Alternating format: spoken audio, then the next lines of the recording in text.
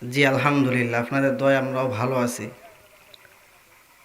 আলহামদুলিল্লাহ আলহামদুলিল্লাহ নাহমাদুহু ওয়া নাস্তাঈনুহু ওয়া নাস্তাগফিরুহু ওয়া নু'মিনু বিহি ওয়া নাতাওয়াক্কালু আলাইহি ونعوذ بالله من شرور أنفسنا ومن سيئات أعمالنا من يهده الله فلا مضل له ومن يضلله فلا هادي له ونشهد أن لا إله إلا الله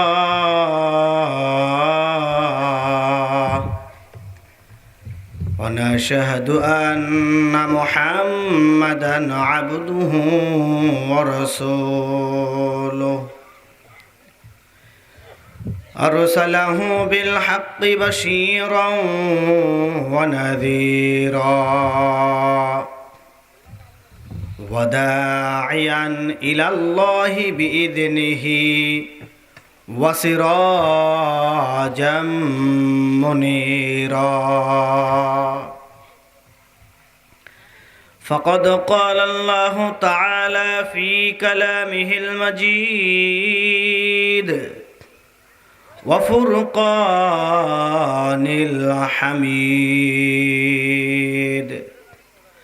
أعوذ بالله من الشيطان الرجيم بسم الله الرحمن الرحيم إذ قال يوسف لأبيه يا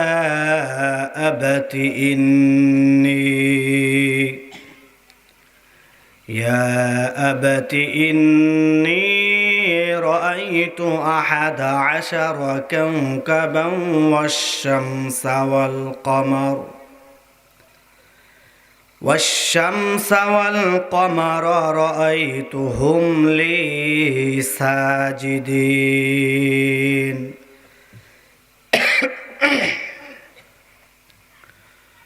أو كما قال النبي صلى الله عليه وسلم المرأة إذا صلت خمسها وصامت شهرها وأحصنت فرجها وطاعت بعلها فلتدخل من أي أبواب الجنة شاءت أو كما قال النبي صلى الله عليه وسلم قال تعالى إن الله وملائكته يصلون على النبي يا أيها الذين آمنوا صلوا عليه وسلموا تسليما আমরা সকলে দুরূদ শরীফ পাঠ করি। আল্লাহুম্মা সাল্লি আলা মুহাম্মাদ দেন কামা সাল্লাইতা আলা ইব্রাহিম ওয়া আলা আলি ইব্রাহিম ইন্নাকা হামিদুম মাজিদ। আল্লাহুম্মা বারিক আলা মুহাম্মাদ وعلى آل محمد كما باركت على إبراهيم وعلى آل إبراهيم إنك حميد مجيد لا إله إلا الله لا إله إلا الله لا إله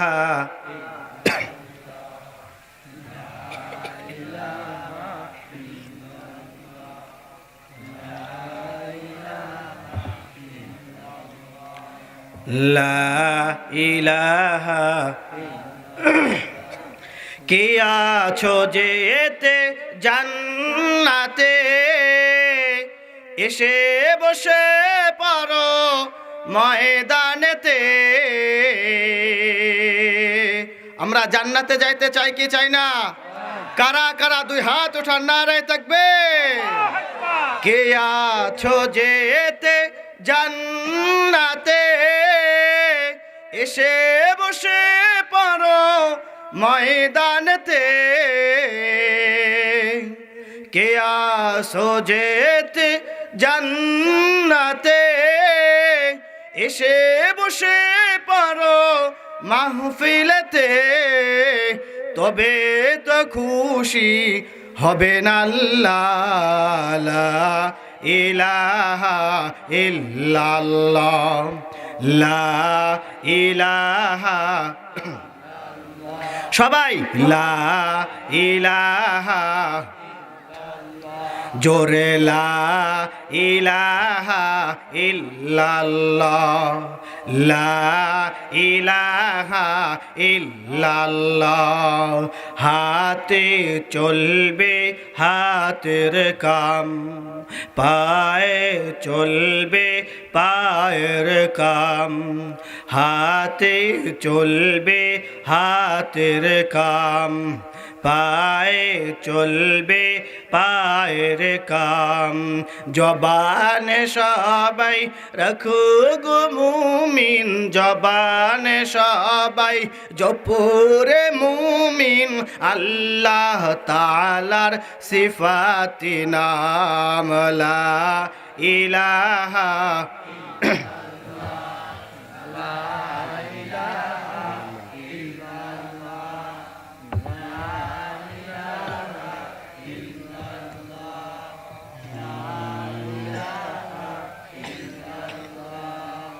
এই দুনিয়ার মোহে পড়ে, এই দুনিয়ার মোহে পড়ে কতক মুসলমান। এই দুনিয়ার মোহে পড়ে কতক মুসলমান।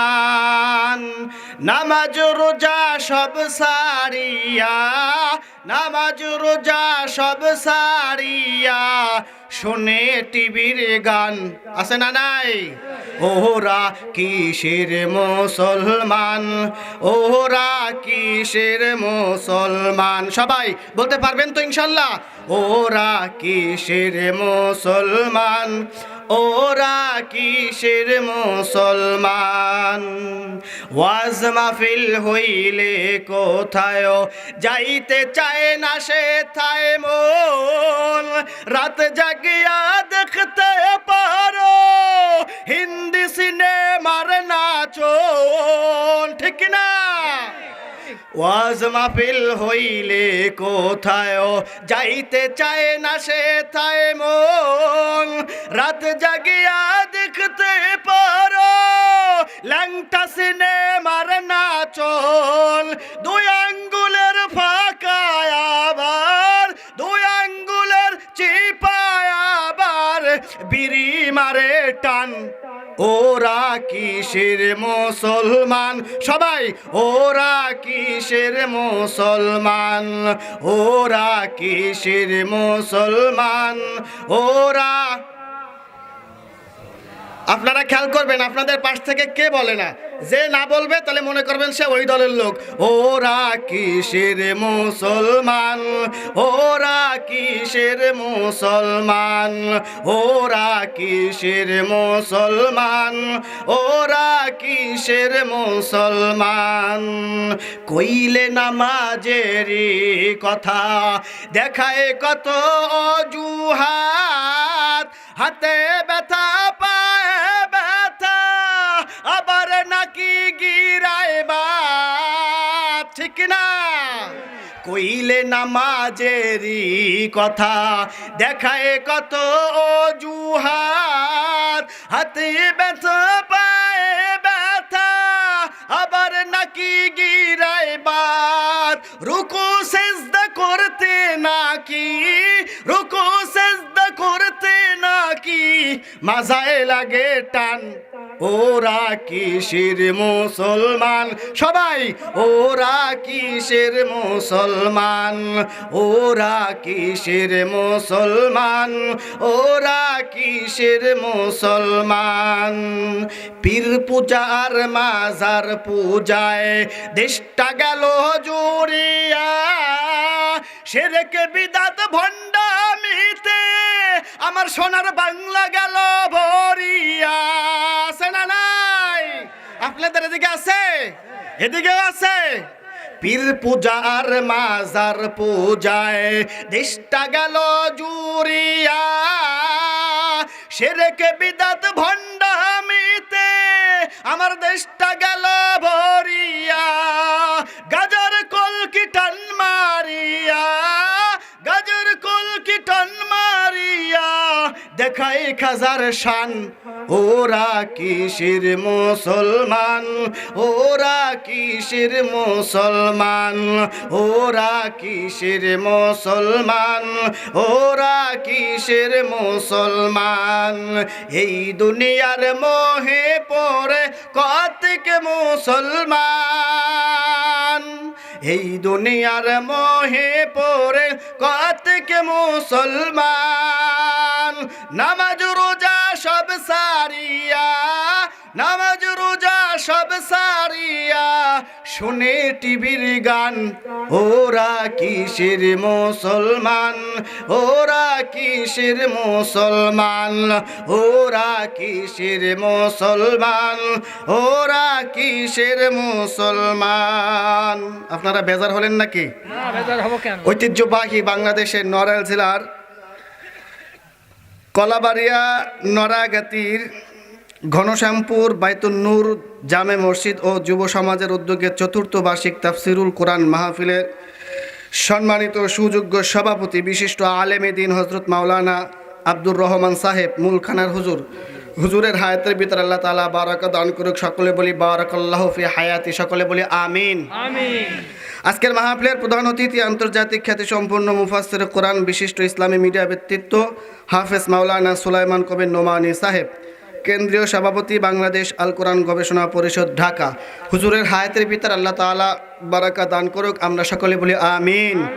উপস্থিত আছি আমি আপনাদের দোয়া নেওয়ার জন্য, আপনাদের এলাকাতে আসলাম। আমি গুনাহগার মোহাম্মদ রাসেল, আপনারা আমার জন্য দোয়া করবেন, আমিও আপনাদের জন্য দোয়া করি। আল্লাহ পাক রব্বুল আলামিন যেন আমি গুনাহগারের মুখ থেকে এমন কিছু কথা বের করে দেয় যা আপনারা এবং আমি সহ আল্লাহ তাআলা আমাদের সকলকে আমল করার মতো তৌফিক ইনায়াত করুক, আমরা সকলে বলি আমিন। আলহামদুলিল্লাহ, মাগরিবের পরে আলোচনা করেছেন আপনাদের মসজিদের সম্মানিত ইমাম সাহেব, ইসলামী সঙ্গীত শিল্পী হাফেজ সাব্বির আহমেদ উসমানী বাগেরহাট, খতিব ঘনশ্যামপুর বাইতুন নূর জামে মসজিদ ও পরিচালক উসমানী টিভি। আল্লাহ তাআলা সাব্বির ভাইকে কবুল করুক, আমরা সকলে বলি আমিন। এবং আজকের মাহফিলের আয়োজক যারা রয়েছেন মোহাম্মদ ফরিদ শিকদার, মোহাম্মদ আব্দুল হানিফ মোল্লা এবং কোরআনুল কারীম তেলাওয়াত করেছেন কারি মুনায়েম বিল্লাহ ভাই। ইসলামী সঙ্গীত দিয়ে আপনাদের ইসলামী সঙ্গীত উপহার দিয়ে মনোমুগ্ধকর করলেন আমার এই ছোট ভাই শিশু শিল্পী মোহাম্মদ সাকিব আল হাসান। আপনারা সকলেই মোনায়েম ভাই এবং সাকিব ভাইয়ের জন্য দোয়া করবেন, আল্লাহ তাআলা যেন তাদেরকেও দিনের পথে কবুল করুক, আমরা সকলে বলি আমিন। পাশাপাশি দোয়া করছি আজকের মাহফিলের আয়োজক, আর একটু বিশেষ করে দোয়া করছি আমাদের হিজবুল্লাহ ভাইয়ের জন্য, কারণ অনেক দৌড়দৌড়ি করছে আজকের মাহফিলটা নিয়ে, অনেক কষ্ট করেছেন। হিজবুল্লাহ ভাইকে কথা দিয়ে, শ্রম দিয়ে, বুদ্ধি দিয়ে যারা এই আয়োজনকে সফল করেছেন তাদের সকলের জন্য দোয়া করছি এবং আপনাদের জন্য দোয়া করছি। আল্লাহ পাক রব্বুল আলামিন যেমন করে এখানে আমাদের 10 মায়ের 10 সন্তানকে একই সামিয়ানার নিচে একই তাঁবুর উপরে 10 মায়ের 10 সন্তানকে জুড়ে মিলে বসে কোরআনুল কারীমের কথা, হাদিসের কথা শোনার মতো তৌফিক ইনায়াত করেছেন, সকলের জন্য দোয়া করছি। এইভাবেই আল্লাহ পাক রব্বুল আলামিন যেন আমাদের সকলকেই জান্নাতে এইভাবে একত্রিত জুড়ে মিলে বসা আমাদের তৌফিক ইনায়াত করুক, আমরা সকলে বলি আমিন। আপনারা সকলে জান্নাতে যাইতে চান তো? কারা কারা জান্নাতে যাইতে চান না একটু দুই হাত উঠান তো। গুণে শেষ করতে পারবো না, না বিষয়টা ওরকম না, আসলে আমরা বুঝতে পারি নাই। আমরা সকলে জান্নাতে যেতে চাই, বলেন ঠিক কিনা? ঠিক।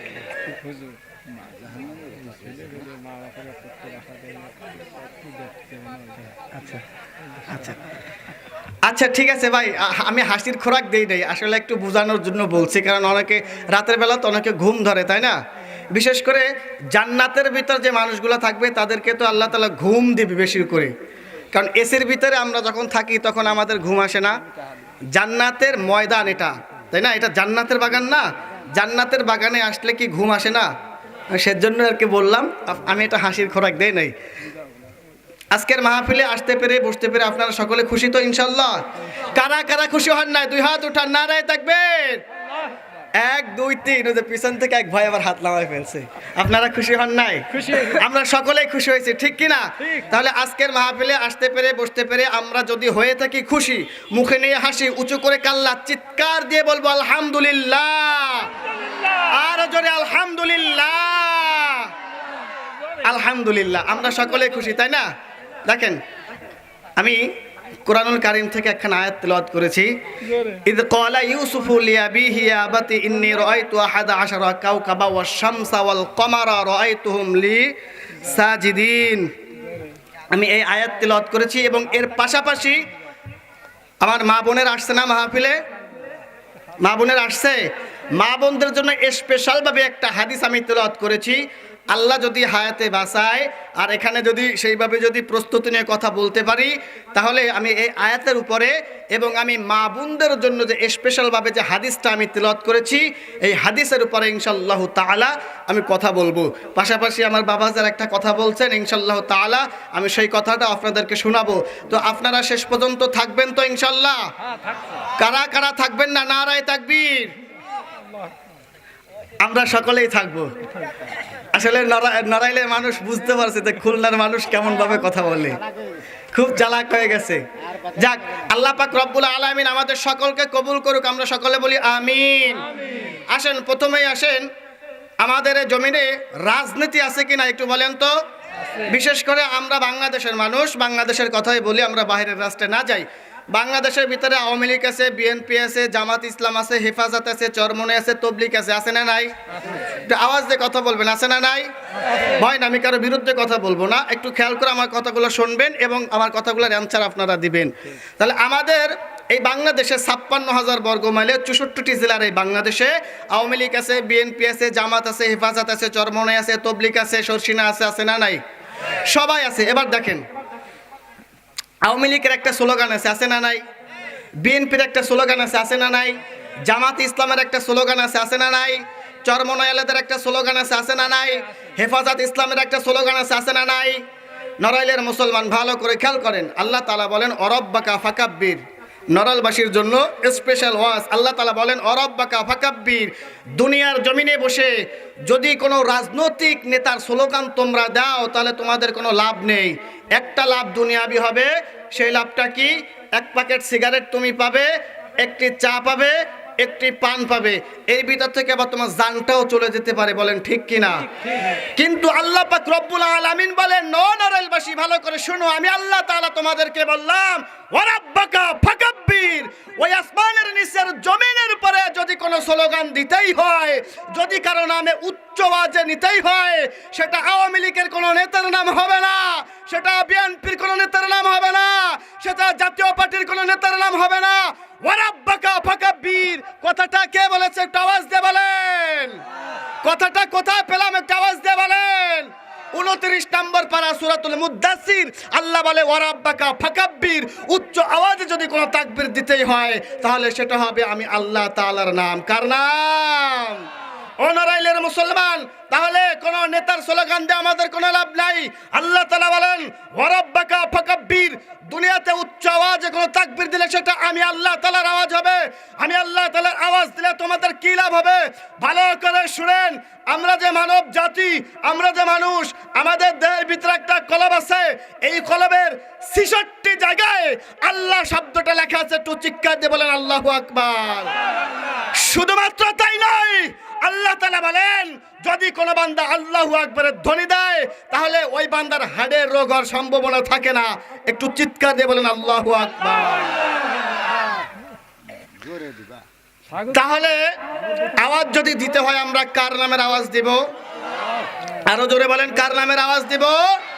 দুনিয়ার কোনো মানুষের স্লোগান হবে জমিন যার আইন চলবে, আসমান যার আইন চলবে, আমাকে যে সৃষ্টি করছে আইনও চলবে তার, বলেন ঠিক কিনা? আর তার আইন মোতাবেক যদি চলতে হয় তাহলে আমাদেরকে ফিরে আসতে হবে এই কিতাবের জায়গায়। চিৎকার দিয়ে বলেন আমি কি ভুল বললাম? মানব রচিত আইন দিয়ে মানুষের ভিতরে কখনো শান্তি আনা সম্ভব?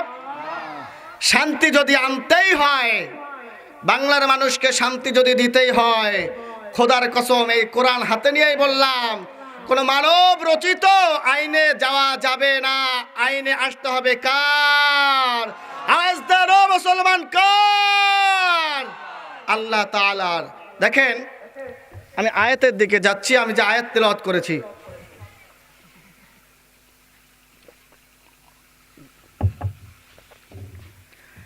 আল্লাহর হাবিব সাল্লাল্লাহু আলাইহি ওয়াসাল্লামের জন্ম হলো কোথায় একটু বলেন তো? মক্কায় না মদিনায়? মক্কায় আল্লাহর রাসূলের জন্ম। আল্লাহর হাবিব সাল্লাল্লাহু আলাইহি ওয়াসাল্লাম রাজনীতি করছে কি করে নাই? আল্লাহর হাবিব সাল্লাল্লাহু আলাইহি ওয়াসাল্লাম হলো আমাদের মডেল। চিৎকার দিয়ে বলেন ঠিক কিনা? আল্লাহ রসুল রাজনীতি করেছেন। আল্লাহ রসুল রাজনীতি করেছেন কি দিয়ে?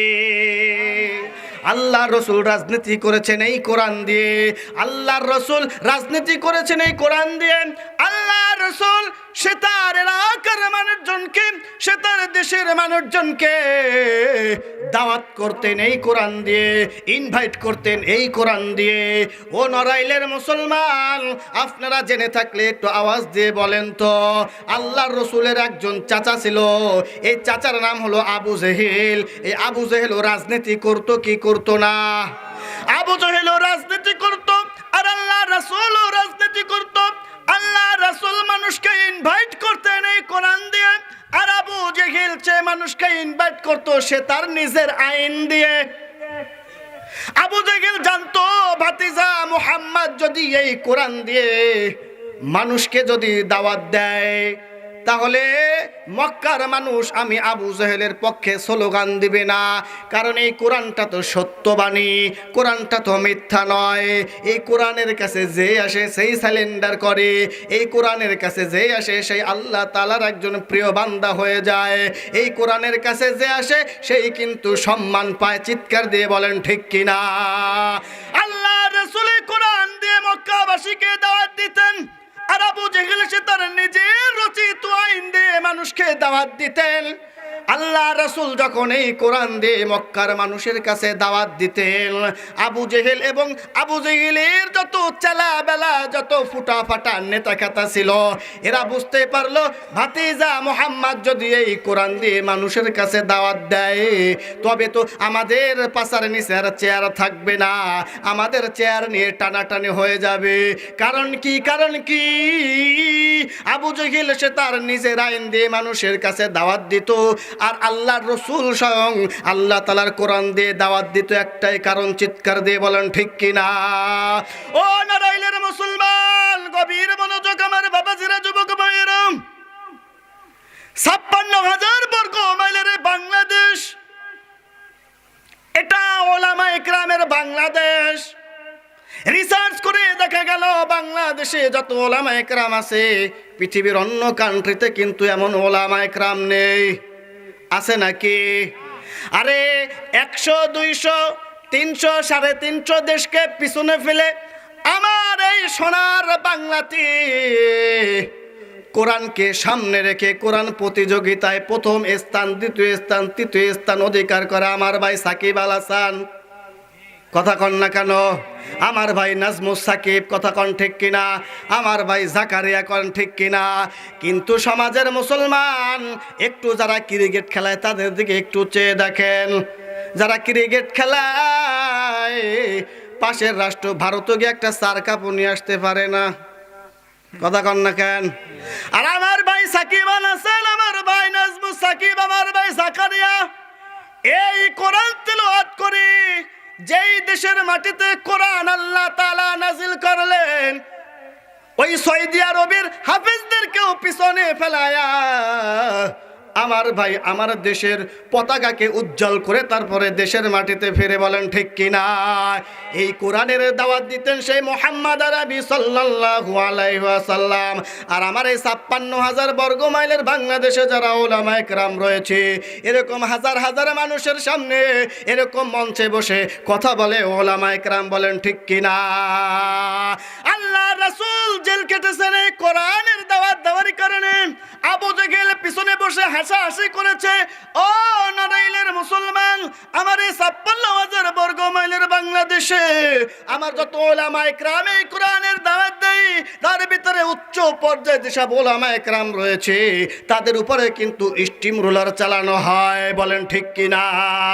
দুঃখের কথা কি আর বলবো নড়াইলের মুসলমান, আজকে বাগেরহাটে আমার ভাই মুফতি আমির হামজার আসার কথা ছিল, আল্লামা তারেক মনোয়ার সাহেবের আসার কথা ছিল, আল্লামা আব্দুল্লাহ আল আমিন সাহেবের কথা ছিল আসার।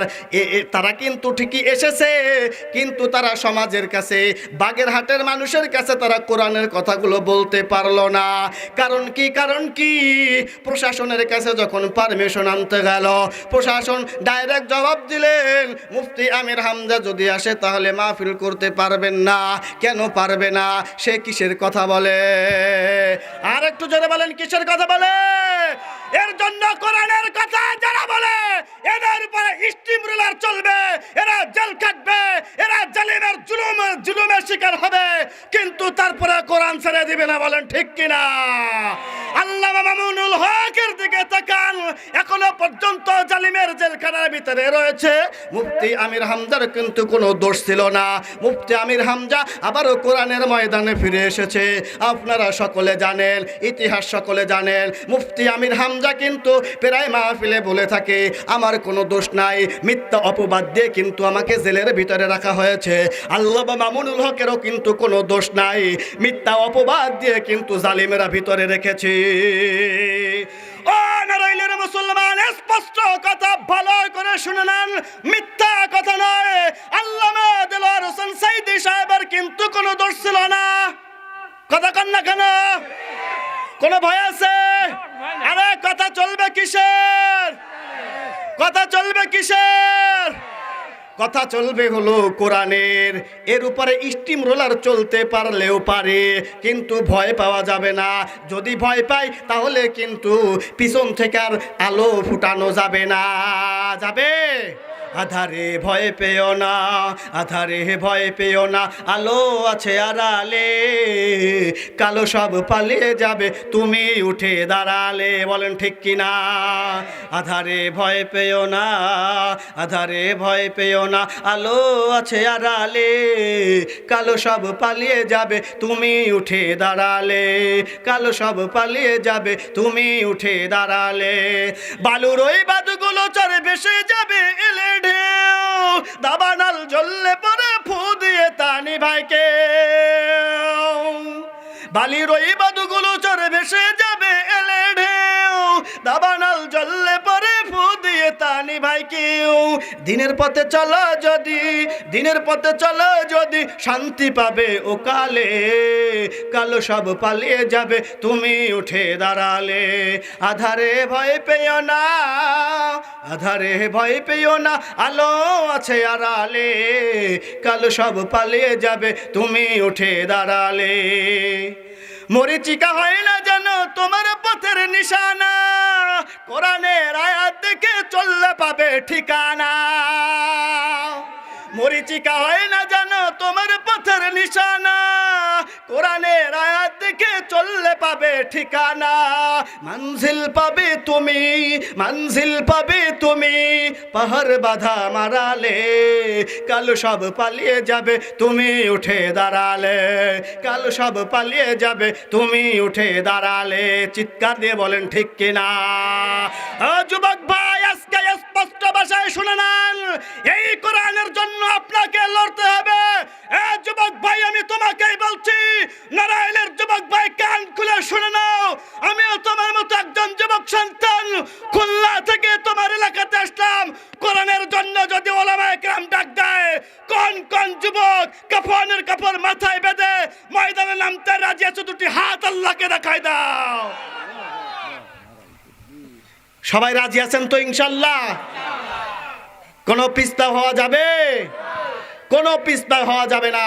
আল্লাহ রাসূলও দাওয়াত দিয়েছেন এই কোরআন দিয়ে, আর আমরাও দাওয়াত দেব কোরআন দিয়ে। বলেন ঠিক কিনা? তাহলে আল্লাহর হাবিব সাল্লাল্লাহু আলাইহি সাল্লামের জন্ম হলো মক্কাতে, আল্লাহ রাসূলের হিজরত